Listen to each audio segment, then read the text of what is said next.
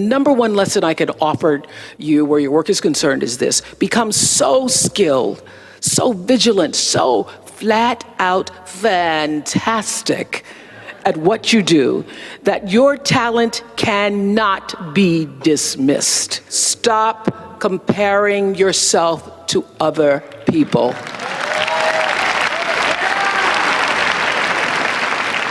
You're only on this planet to be you, not someone else's imitation of you. I had to learn that the hard way on the air, live, anchoring the news.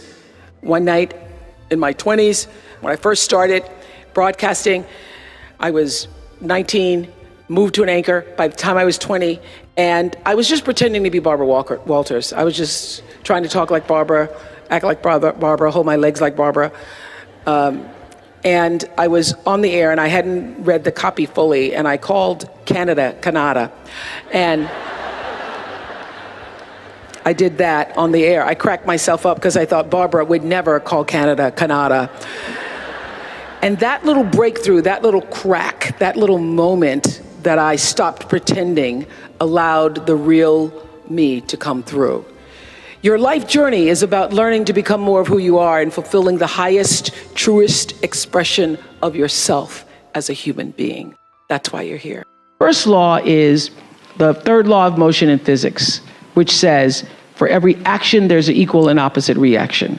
And we showed that very beautifully in The Color Purple, when Miss Seeley says to Mr., everything you even try to do to me is already done to you. That is not just a rhetorical saying, that is law. That is Newton's third law of motion in physics, which says everything that goes out is coming back. It's just like everything that goes up is coming down, may take it a long time to come down, is coming down. Everything that goes out is coming back, it's coming back. So, to answer the power of manifestation and meditation, what meditation does is sync you up with the source. What meditation does is allows you to literally tap into the power that created you so that you are in alignment with that. And so when you carry that out into the world, everything that you do comes from the center of that alignment that's coming from the source that we call God, we call divine energy, divine intelligence, whatever name you want to give it to, we call life. When you are synced up with life, life just gives to you. Work is to figure out where your power base is and to work on the alignment of your personality, your gifts that you have to give with the real reason why you're here. That's the number one thing you have to do, is to work on yourself and to fill yourself up and keep your cup full. Keep yourself full. Now, I used to be afraid of that. I used to be afraid, particularly from people who say, oh, she's so full of herself. She's so full of herself. And now I embrace it. I consider it a compliment that I am full of myself. Because you only when you're full, I'm overflowing. My cup runneth over. I have so much to offer and so much to give. And I am not afraid of honoring myself. You know, it's miraculous when you think about it. Turn your wounds into wisdom. You will be wounded many times in your life. You'll make mistakes. Some people will call them failures. But I have learned that failure is really God's way of saying, excuse me, you're moving in the wrong direction. It's just an experience.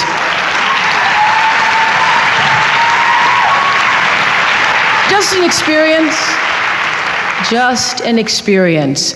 I remember being taken off the air in Baltimore, being told that I was no longer being fit for television and that I could not anchor the news because I used to go out on the stories.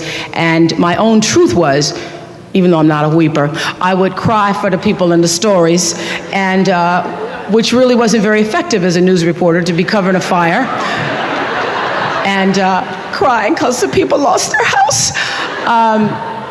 And it wasn't until I was demoted as a on-air anchor woman and thrown into the talk show arena to get rid of me, that I allowed my own truth to come through. And the first day I was on the air doing my first talk show back in 1978, it felt like breathing, which is what your true passion should feel like. It should be so natural to you. And so I took what had been a mistake, what had been perceived as a failure with my career as an anchor woman in the news business, and turned it into a talk show career that's done okay for me. My biggest frustration is not just with young women. My biggest frustration is also with young men, young people who think that, and I have a lot of this with my girls in college, they think that success is supposed to happen like that. Yeah. They think that there isn't a process to it. They think that they're supposed to come out of college and have their brand. And I recognize now that I am a brand, but I was resistant to being called a brand for many years, because I was like, I'm a brand, I'm not a brand, I'm a person. But how I got to be a brand was not trying to be a brand. How I got to be a brand was every day making choices that felt like this is the right move, now that's the right move, and now that's the next right move, the next right move. And so my frustration with young women and young men is that they think it's supposed to happen like this, and they don't understand that there's a process to it. Social media. Yes, social media. You did not get to be editor of Vogue magazine by not working and working and working and working and working to get here. I love the theory of that there's 10,000 hours behind anybody who ever gets to be successful.